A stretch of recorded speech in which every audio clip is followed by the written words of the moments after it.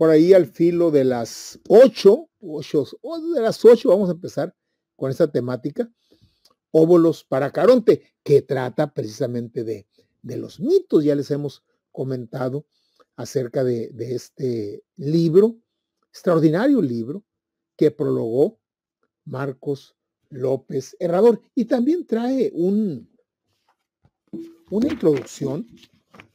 El prólogo es de Marcos, ¿sí? Pero trae una introducción que fue escrita por un psicólogo clínico allá de España, Julio Hernández y Sanz, ¿sí? Y pues ubica el asunto de los mitos en el terreno de la psicología, ¿sí? Por ejemplo, además visto así al vuelo, uno de los párrafos de la introducción dice: el mito de Orfeo y Eurídice nos habla del afrontamiento a la pérdida de los seres humanos. En este caso, con trágico final, pues como no puede ser de otra manera. Además, y a pesar de ser un personaje real de la antigua Grecia, Diógenes el Cínico da nombre a una patología que se llama precisamente síndrome de Diógenes. Bueno, pues es este texto extraordinario. Y vamos a presentarles, por ahí al filo de las 8, una charla con una de las autoras, con Pilar Medina. Este libro fue escrito por Pilar Medina en la parte de prosa y por Andrés Navarro en la parte de verso, porque eso es parte de lo original. Presentan los mitos con una prosa muy fina, muy extraordinaria de Pilar Medina, pero también con una obra poética de Andrés Navarro. Muy interesante, muy interesante. Bueno, pues vamos a charlar con Pilar, por ahí al filo de las 8, en una charla que ya fue grabada. Sí, la tenemos grabada, tuvimos el gusto de grabarla la semana pasada, ¿sí? Y pues Pilar Medina nos va a acompañar hoy en Charlando con las Escritoras.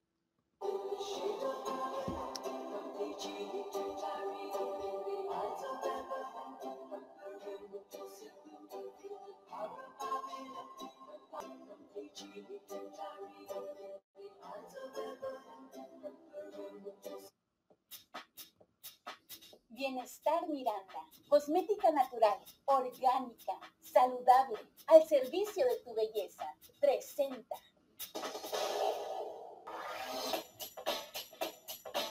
Charlando con las Escritoras.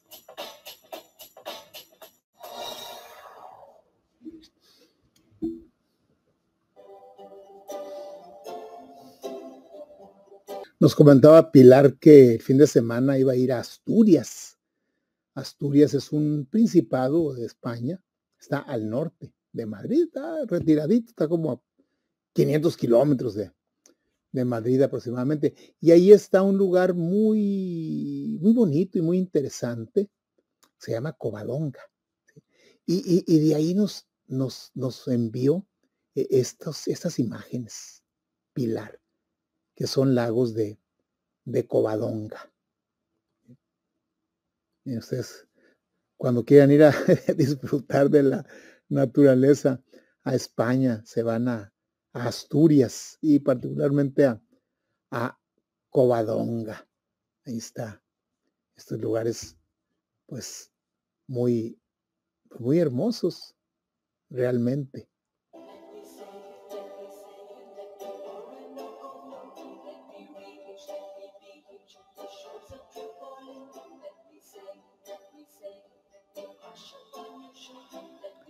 Y bueno, pues Pilar Medina y Andrés Navarro pues publicaron Óvulos para Caronte. Y el viernes hicimos grabamos una charla muy extensa, 1 hora fue prácticamente. Vamos a dividirlo en 2 partes. El día de hoy vamos a compartirles pues prácticamente la primera parte de esta charla. con Pilar Medina, y el próximo, probablemente el lunes o el miércoles, vamos a ver ahí cómo está la programación, la segunda parte, ¿sí? Entonces vamos pues a disfrutar, a escuchar, a documentarnos, a disfrutar de esta charla con Pilar Medina, una de las autoras. El otro autor es Andrés Navarro, de Óvulos para Caronte. Pues nos da mucho gusto recibir a Pilar Medina, escritora desde Madrid, España. Ella junto con Andrés Navarro publicaron muy recientemente el libro Óvulos para Caronte. Una idea ahí realmente muy original, yo no la había visto. Están hablando acerca de los mitos, mitos que vamos a decir que prácticamente todo mundo los conoce, por lo menos alguna versión, e incluso en el planteamiento de Jung, de Carl Jung, lo traemos integrado a nuestros genes, y ya sabemos los mitos, porque son universales a final de cuentas.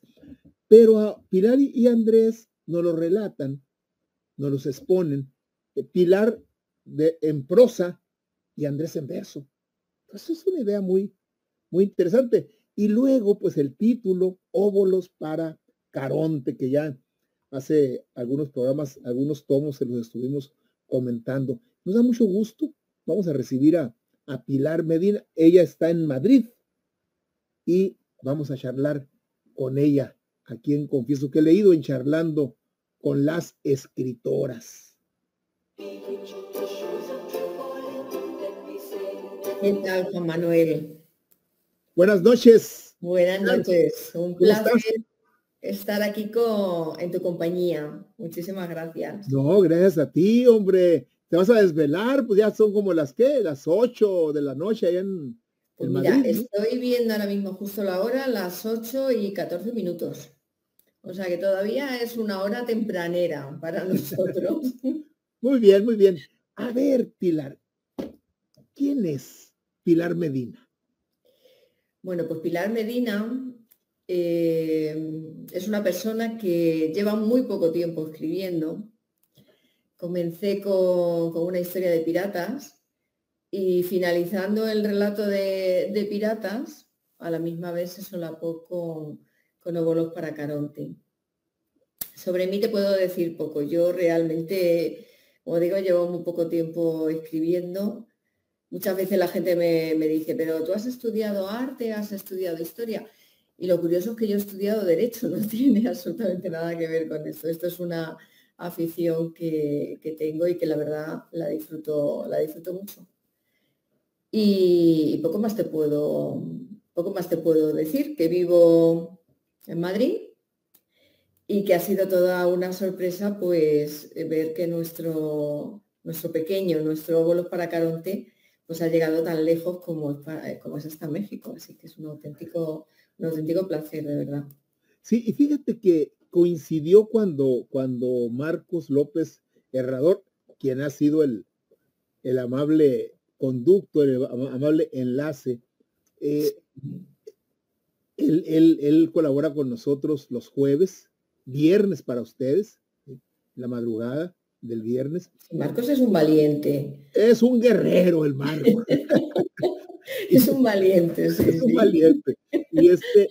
Y dice, oye, mijo, estás tocando el tema de los mitos, porque en el mes de diciembre del año pasado me encontré un libro muy grueso, una compilación de mitos y leyendas de las naciones, de las tribus originarias del norte de América.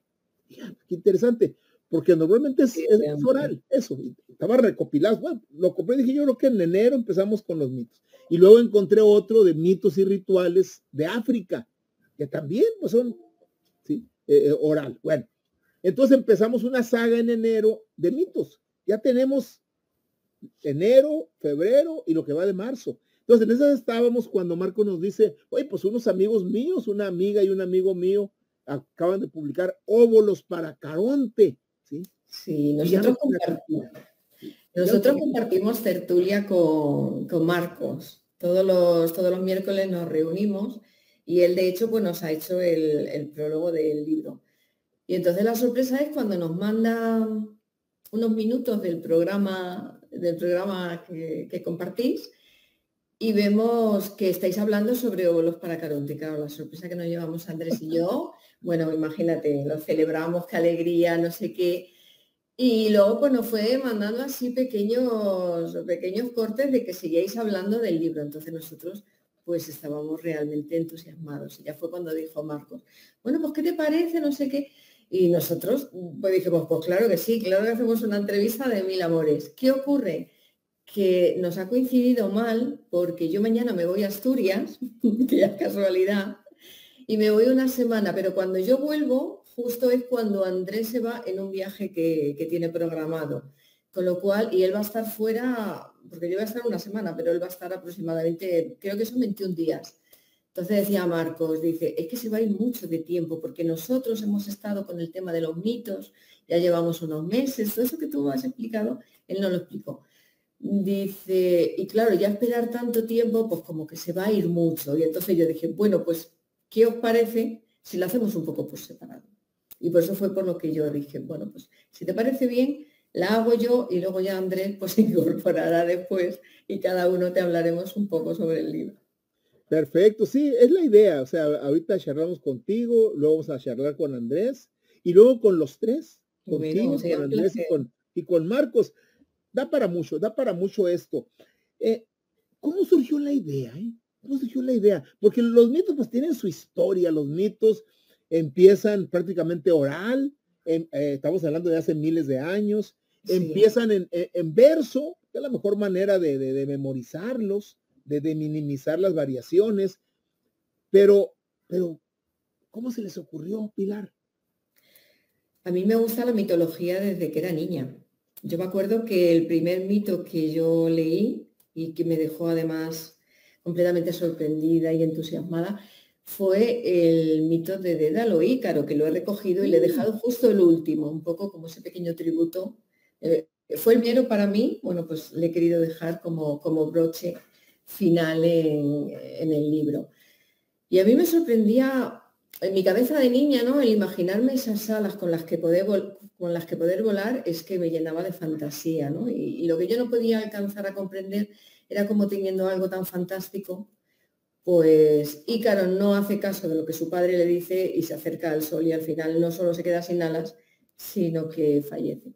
Entonces yo el tema de la mitología sí que era algo que tenía y yo de hecho hacía recorridos culturales por el Prado con las amistades donde les iba mostrando cuadros con un momento concreto de un mito y les narraba el mito, lo que significaba y demás.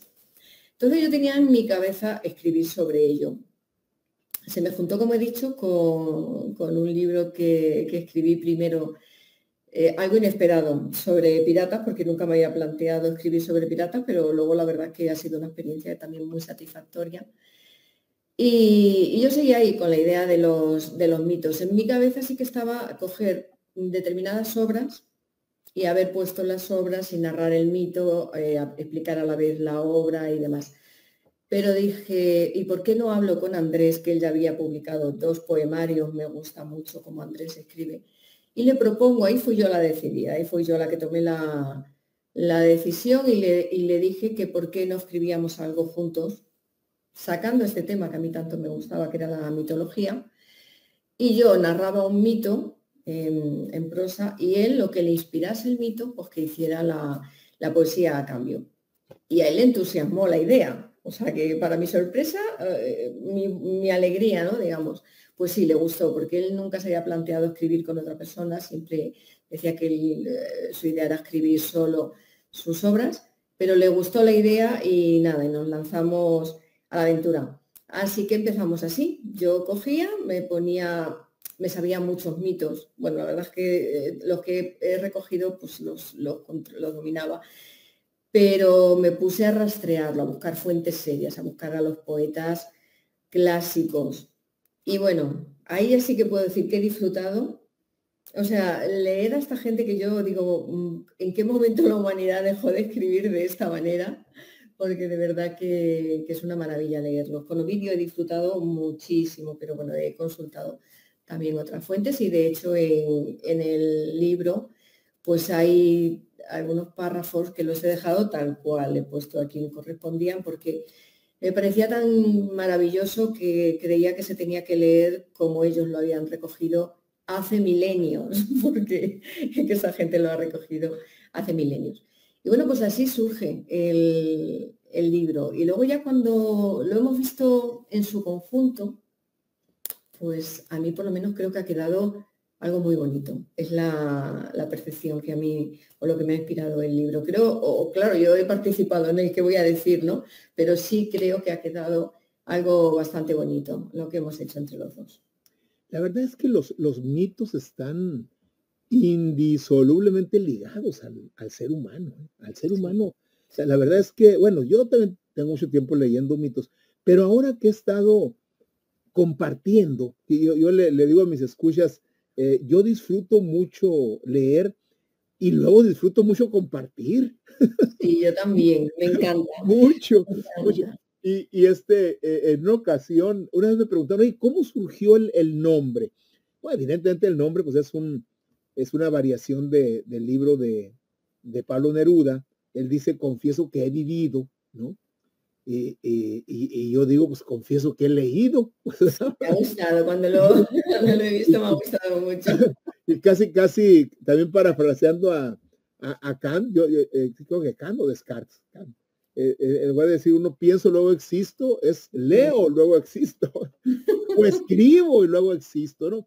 Pero entonces, ahora que me puse, por ejemplo, para mí fue una grata sorpresa leer mitos de los navajos, de los sioux, de los cherokees, o sea, de los pueblos del norte de América, ¿no? Sí, Esos que fueron, pues, conquistados, arrasados, exterminados y confinados en reservaciones por los europeos que llegaron de allá, ¿no? sí. Particularmente los anglos, ¿no? Bueno, interesante. Ellos tienen cultura oral, fundamentalmente, pero alguien se encargó de... ¿sí? Entonces, leyendo eso y luego leyendo los de África, que los de África tienen la característica esencial de que ellos, más que oral, es con los ritos. Ellos escenifican sus mitos con ritos, con danzas, con eso. Sí, muy interesante. Y luego que empecé a ver los guaraní, acá del sur de América, obviamente los aztecas, los mayas, etcétera, cobraron una dimensión, Pilar, extraordinaria. Y ahora que me encuentro con óvulos para carón, digo, ah, caray, no soy el único El único apasionado. orante en este mundo. ¿Sabes qué ocurre? Que yo he tenido esta conversación hace nada con una persona en la que yo decía que los mitos tienen que surgir a la fuerza, porque los mitos eran una religión en su momento, igual que nosotros tenemos ahora la nuestra, esa era la religión de esta gente y lo creía todo con firmeza, porque el ser humano necesita dar respuesta a sus preguntas, a preguntas que no puede, no sabe, no le alcanza la tecnología que tuviese en su momento, incluso la que tenemos ahora. Entonces, cuando no tienes medios para dar una respuesta a tus dudas, entonces echas mano de lo divino. Y a través de lo divino, que son los mitos, o sea, lo divino de entonces son los mitos que estamos disfrutando, ahora le vas dando respuesta a todo aquello que tú desconoces. Entonces yo creo que esa es la explicación de por qué la mitología existe en todas las partes y desde luego es un placer disfrutarla, porque lo que estás leyendo es la cultura propia de esas personas. Entonces, no sé, a mí me parece realmente bonito. Yo, por ejemplo, un libro que ha caído hace poco en mis manos, que me lo cogió una amiga de su abuelo, es Mitología Íbera. ¿Mitología qué? Íbera. Ah, Ibera, o Ibera, Bueno, de la península ibérica. exactamente. Y me dijo, en cuanto vi este libro, dije, este le cojo para dejárselo a Pilar. Así que ese va a ser uno de mis siguientes proyectos. Por eso te digo Correctísimo. que en todas partes la mitología ha estado presente. Y es Sí, un placer realmente descubrirla. totalmente. Y no solo presente, bueno, además de presente, que está presente, hay similitudes.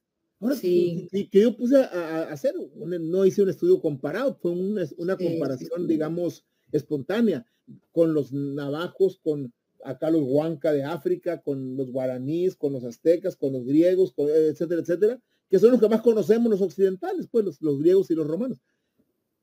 Fueron las mismas temáticas, Sí. el mismo esquema. Hoy te decías tú, las divinidades, pues, le dieron el carácter de dioses, ¿sí? A los personajes, son dioses o semidioses, ¿sí? Entonces, tienen que ver con eso. Y según algunos estudiosos, ahorita mencionaba yo a Jung o el propio Eric Fromm, todo eso quedó en nuestro ser como ser humano, pero de todas las latitudes, Pilar. De Por todas eso hablan formas. de ellos del lenguaje simbólico.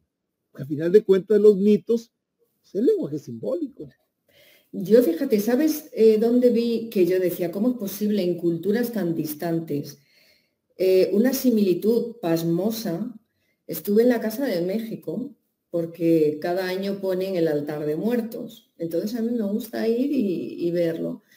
Y en el último que estuve, la guía nos estuvo, la verdad que nos hizo una visita guiada bastante interesante. Y nos estuvo hablando sobre una parte de cómo veían, creo que eran los mayas, ahora espero que no me falle la memoria, cómo veían el recorrido del difunto hasta que el alma llegaba a su destino, las distintas pruebas que tenía que pasar. Y conforme lo iba explicando, me iba recordando el libro de los muertos de Egipto. Y yo decía, ¿cómo es posible culturas que no se podían conocer bajo ningún concepto tuvieran esas similitudes a la hora de describir el recorrido del difunto? O sea que lo que tú has dicho, tu percepción, yo también la he sentido. El decir cómo la mente humana ha trabajado más o menos en la misma dirección a la hora de desarrollar esas explicaciones basándose en lo divino. Y incluso Carl Jung, en sus textos, dice él que en Dreams, en libros sueños, que llegaban sus consultantes con él y no, fíjese, doctor, es que tuve un sueño, ¿no? Y le contaba el sueño. Y decía yo, oye, ¿ya leíste el mito de Ícaro, por ejemplo? Y dédale. ¿Qué es eso? No lo conozco. ¿Sí? O sea, Fíjate, ¿eh? no conocían eso. Entonces, ahí es cuando él empieza a profundizar y dice, ah, caray. O sea, gente que jamás ha leído a Caronte, el mito de Ícaro, el mito de Perséfone, el Minotauro, Teseo y bueno, y mil más, lo sueñan. ¿Por qué? Entonces, está imbuido con nosotros. Son respuestas que, que el ser humano se dio en su momento y se han ido transmitiendo. Porque yo he estado planteando esto y es una idea que me surgió de pronto en este discurrir, en este compartir. Mira, ¿cómo se transmiten? Vamos a hablar de conocimiento. El perro tiene un conocimiento. Sí, Ladrar, por ejemplo. La golondrina tiene un conocimiento, cómo hacer los nidos sus recorridos. y los recorridos, los nidos, todos los nidos de todas las golondrinas, de todo el mundo son iguales. ¿Quién se los enseñó? Ah, bueno, los que estudian las aves dicen, es que se transmite por genes. Ah, muy bien. Se transmite pues la biología, la herencia, etcétera. Correcto. Bueno, y los perros, ¿por qué esto? Pues por los genes. A ver, el ser humano es un mamífero, es un animal como la golondrina, que no se le transmitirá nada de conocimiento Yo genéticamente. creo, yo creo que el mismo razonamiento que tú estás dando es perfectamente válido para nosotros, porque nosotros somos una especie más. O sea, es que es así. No hay que darle más vueltas a la hoja. O sea, nos queremos decir que somos personas que tenemos un raciocinio, pero ellos también lo tienen al fin y al cabo. Y yo creo que el funcionamiento de los seres vivos, más básicos, menos básicos, pero yo creo que es en su esencia. ¿Por qué no vamos a pensar que todos funcionamos un poco exactamente igual y que todo eso que se ha ido llevando generación tras generación realmente nos ha ido quedando de alguna manera? No somos impermeables a ello. Yo creo que de alguna forma sí que perdura en nosotros. Sí, porque fíjate, una de las grandes ventajas, por decirlo así, del ser humano es la enseñanza, la educación. O sea, que haya una escuela, un pedagogo que en Grecia llevaba a los niños a la escuela para que les... Bueno, muy bien. Eso es un gran descubrimiento, es un una gran creación la educación. Pero el hecho de transmitir conocimiento de manera cultural ha oscurecido. Y entonces el ser humano ha ido olvidando que trae conocimientos ya integrados. Uh-huh. Yo me ha sorprendido cuando he estado así investigando que un mito, por ejemplo, yo he visto dos mitos universales. Uno es el diluvio universal, que lo recoge todas las culturas, o sea, algo tuvo que ocurrir realmente para que eso quedase en la humanidad.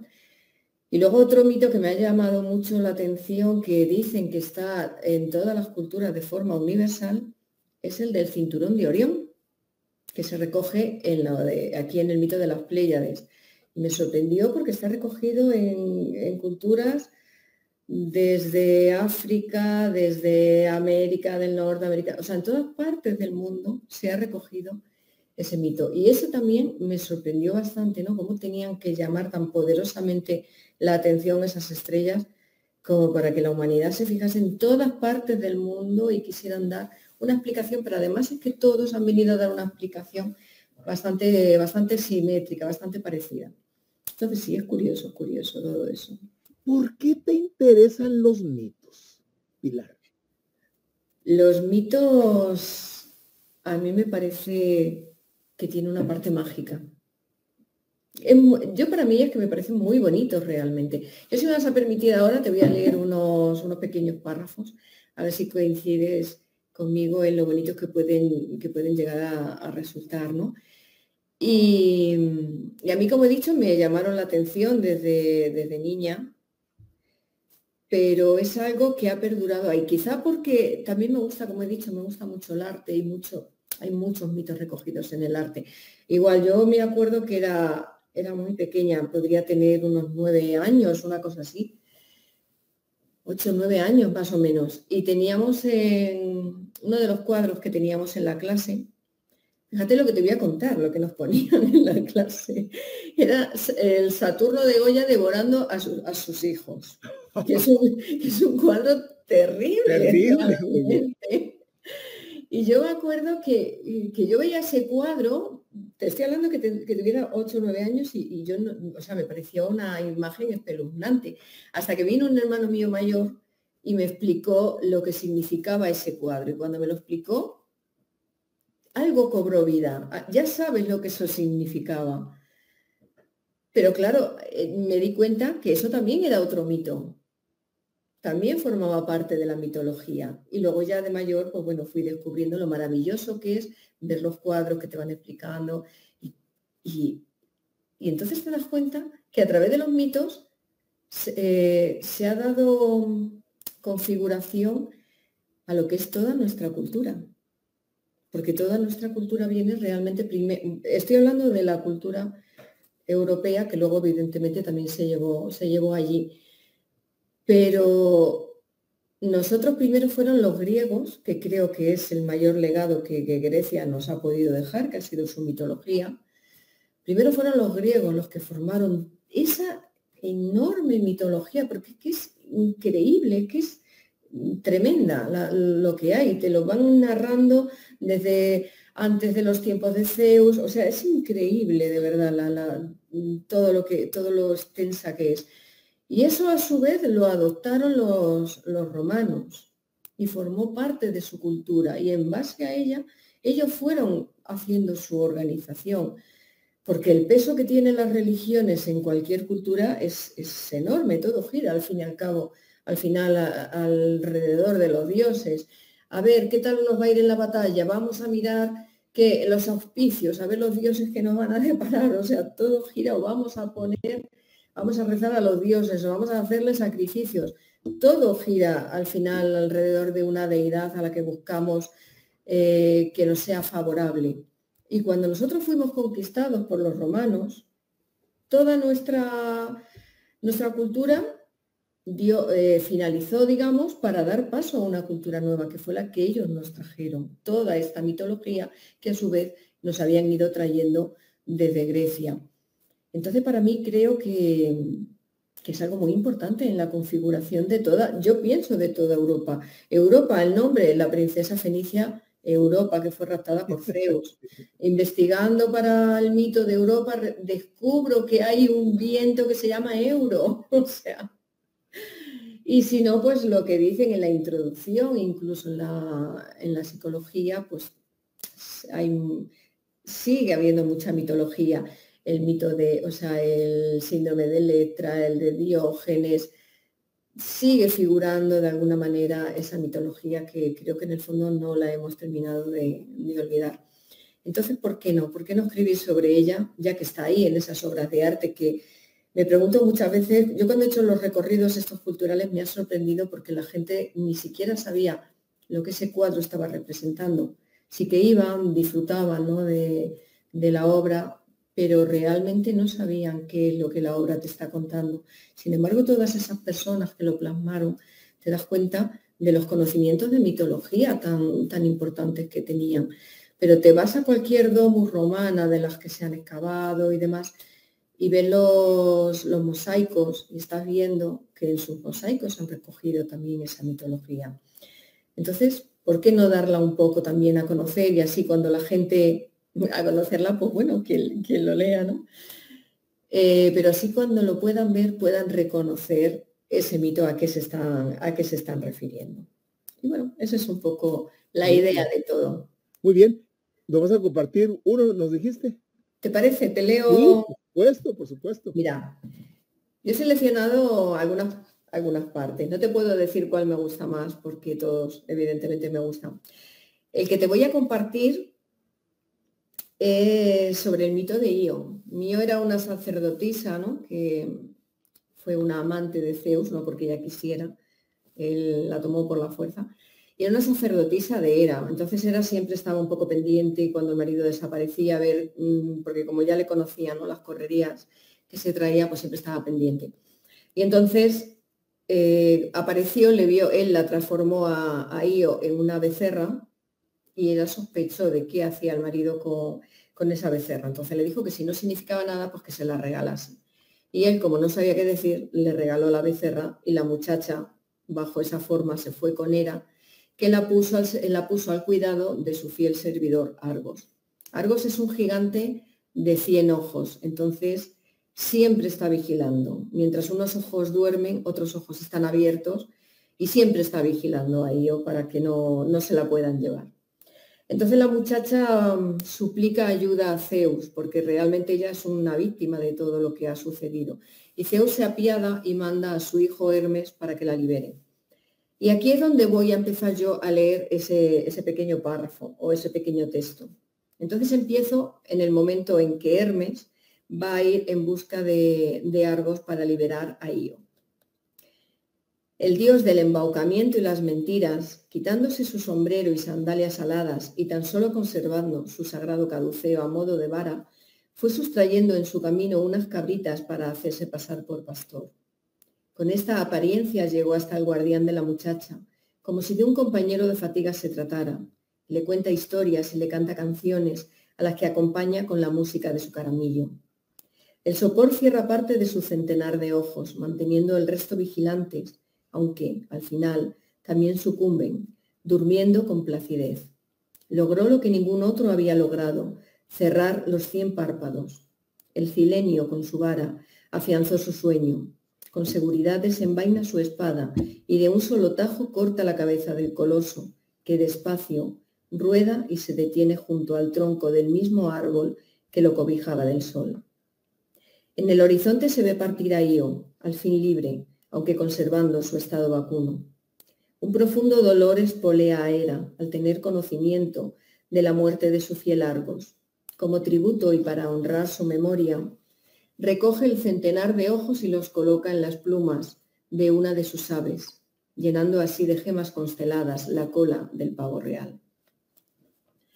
Y bueno, con esto que te he leído es donde explican por qué la cola del pavo real tiene esa forma, y es que a mí me pareció realmente encantador, ¿no? Imaginar que como tributo a su fiel servidor recoge sus ojos y los coloca en la cola del pavo real, pues realmente me pareció hermoso como lo explicaban.